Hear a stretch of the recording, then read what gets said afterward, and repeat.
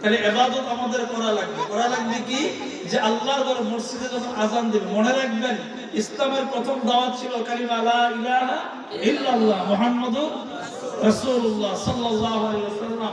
এই কালিমার দাওয়াতের পরে দ্বিতীয় যে দাওয়াতটা ছিল তা ছিল আকিমুস সালাত, নামাজ কায়েম করো। তাহলে কি কায়েম করো? নামাজ কায়েম করো। তাহলে এই কালিমার দাওয়াতের দ্বিতীয় দাওয়াতই কি? নামাজ কায়েম করো। এখন নামাজ কায়েম করার সময় কি করা লাগে? যে কাজগুলো করা হয় এই প্রধান কাজগুলো যদিও আমরা জানি কিন্তু আমাদের আমল নাই। আমার বাবুর ওয়াজ শুনতে আমরা দাঁড়িয়ে রেখে যাই, কেউ মরে গেছে কিন্তু ওয়াজ বলে মন নেই।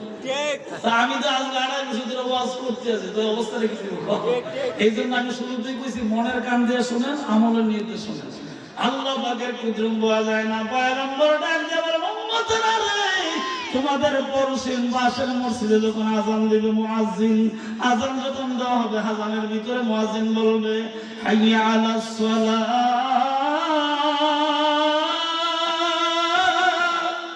যখন মুয়াজ্জিন আযানের ভিতরে শব্দটা বলবে আর তোমাকে ডাক দিবে তুমি মসজিদের দিকে চলে যাও। যে মুসলমানের ভিতরে ঈমান মজবুত আছে, আল্লাহকে ভয় করে, আযান শোনার পরে এসে ওযু করে মসজিদে প্রবেশ করে, কথা কম ঠিক না বেটি?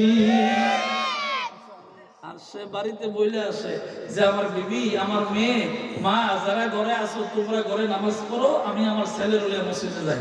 এর শব্দের অর্থ হলো আকিমুস সালাত। নিজে নিজে নামাজ পড়ুন, আকিমুস সালাত না। নিজে নিজে নামাজ পড়ুন মানে শুধু নামাজ। আল্লাহ যে কইছে আকিমুস সালাত, নামাজ কায়েম করো। নামাজ কায়েম করার শব্দের অর্থ হইলো আপনি আপনার ছেলেকে নিয়ে মসজিদে আসবেন আর ঘরে বিবি, মেয়ে, মা যা আছে তাদেরকে, মানে মহিলা যারা আছে তাদেরকে বলবেন তোমরাও করো আমিও করব। এই শব্দের অর্থ হলো আকিমুস সালাত। তো আযান মুয়াজ্জিনে দেন। এখন যদি আপনি মুয়াজ্জিনকে প্রশ্ন করেন মুয়াজ্জিন গো আযান তো দিলেন, বললেন হাইয়া আলাস সালাহ, নামাজের দিকে আসার জন্য। ও মুয়াজ্জিন আপনার কাছে দ্বিতীয় নম্বর প্রশ্ন, যদি আমি মসজিদে যাই নামাজ পড়ার জন্য আমার লাভটা হবে কি? মুয়াজ্জিন ডাক দিয়ে হাইয়া আলাল ফালাহ, যদি তুমি নামাজ পড়ো আমার আল্লাহ তোমাকে দুনিয়া আখিরাতে কল্যাণ দান করবে। আরো জোরে দরকার, নামাজ দরকার আছে না নেই?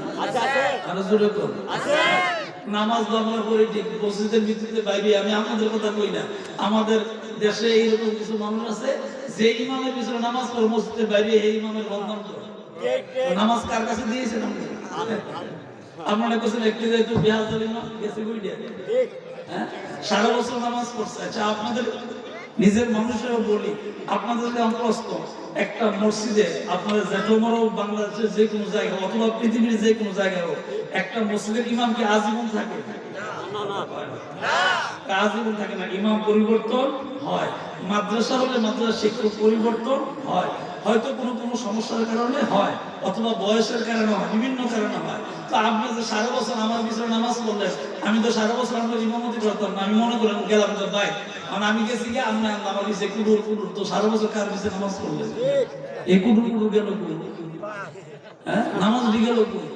এই জন্য আল্লাহ পয়গম্বর ডাক দিলেন উম্মতেরা শোনো, ও উম্মত সাবধান, যার পেছনে তুমি নামাজ আদায় করবে কখনো তার পেছনে গীবত করবে না।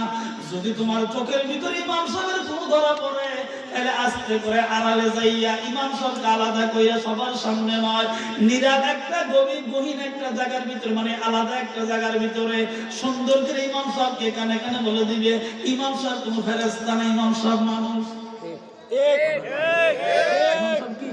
মানুষ। আমি মুখলেসুর রহমান মান্নানির যেরকম ভুল থাকতে পারে, মসজিদের ইমামের ভুল থাকতে পারে, আপনি মুসল্লির যেরকম ভুল থাকতে পারে, ইমামেরও এরকম ভুল থাকতে পারে। আবার কালা সওয়ালে করেন না যে আমরা হুজুরও মনে করে দিছি, না আমি হুজুরও করবো, আমাদের সুযোগ আছে, আমি আইছি আর খাইছি কোন সময়, ঠিক না? কিন্তু আমাদের চরিত্র যে বালা এটি বুঝতেছে। আল্লাহ নবী ডাক দিয়ে বলেন যার পেছনে নামাজ পড়বে কখনো গীবত বলবা না। মানুষ মাত্রই তাদের ভুল আছে, একমাত্র নবী আলাইহিস সালামের কোনো ভুল নাই, ঠিক কিনা জোরে কোন? নবী আলাইহিস সালাম ছাড়া বাকি সকল মানুষের কম আর বেশি কম বের ভুল আছে, ঠিক কিনা জোরে বলেন? এই জন্য যার পেছনে নামাজ পড়বেন কখনো গীবত করবেন না। চোখে ধরা পড়লে সম্মানের সহিত আলাদা বলে দিবেন হুজুর এই জিনিসটা আমার চোখে ধরা পড়ছে, যদি আপনি এটাকে মানে খারাপ মনে করেন তাই এটা সংশোধন করবেন। আর যদি আমি ভুল করে থাকি আমাকে আপনি মাফ করে দিবেন, ঠিক কিনা জোরে কোন? এই জন্য মসজিদের ইমাম তো কোনো চিরজীবন থাকে না, মসজিদ থাকবে, ইমাম পরিবর্তন হবে। ইমামকে থাকুক আর না থাকুক, বর্তমান সাবেক হোক যাই হোক না কেন, আলেম দেখলে আপনি সম্মান করবেন। দুনিয়াতে কোন নবীর ওয়ারিসকে আপনি যদি সালাম আদান প্রদান করেন, সম্মান করেন, আল্লাহকে আমাদের কঠিন ময়দানে ওই আলেমের সঙ্গে আপনাকে হাসর আর নাজর করাবে। মনে রাখবেন, সব খুব খেয়াল। আল্লাহ নবী বলেন, দুনিয়াতে যে ব্যক্তি যার সঙ্গে চলে ওই ব্যক্তির সঙ্গে তার হাসর হবে।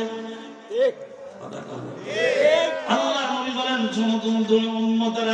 দুনিয়ায় যে ব্যক্তি যার সঙ্গে চলাফেরা করে তার সঙ্গে তার হাসর হবে। আবু জাহল ছিল কাফেরদের সঙ্গে, এই জন্য তার হাসর হবে কাফেরদের সাথে। সে নিজেও কাফের, বাকিদেরও কাফের। আবু বকর সিদ্দিক রাদিয়াল্লাহু তাআলা জান আর মাল দিয়ে চলছেন নবীর সঙ্গে। আমার আল্লাহ এত পছন্দ করছে রে, নবীর সঙ্গে আবু বকর সিদ্দিক রে শোয়া দিছে। সরাসরি নবী নিজে আবু বকর সিদ্দিক রাদিয়াল্লাহু আনহু প্রশ্ন করছিলেন, ও আমার প্রাণের শ্বশুর, উনি তো শ্বশুর, কারণ আমাদের মা উম্মুল মুমিনিন আয়েশা সিদ্দিকা রাদিয়াল্লাহু আনহাকে বিয়ে করছেন, এইজন্য উনি নবীজির শ্বশুর। একদিক দিয়ে গুহার সাথী, আরেক দিক দিয়ে শ্বশুর। এমন সময় জিজ্ঞাসা করে, ও আবু বকর সিদ্দিক, আপনি তো আমার প্রাণপ্রিয় শ্বশুর, আপনি আমার গুহার সাথী। আবু বকর, আপনাদের বাড়ি থেকে আমার কাছে আসছিলেন, মানে আবু বকর আপনার জবান থেকে শুনতে চাই, বাড়ি থেকে আসার সময় আমার কাছে কি নিয়ে আসছেন? আবু বকর সিদ্দিক রাদিয়াল্লাহু আনহু চোখের পানি ছেড়ে ডাক দিয়ে বলে, ও পয়গম্বর, আল্লাহর কসম করে বলি, বাড়ি থেকে আসার সময় বাড়ি ঘরের ভিতরে কিছু রাখি নাই। আপনি ডাক দিচ্ছেন সাহাবীরে, যার যা আছে সব নিয়ে আসো।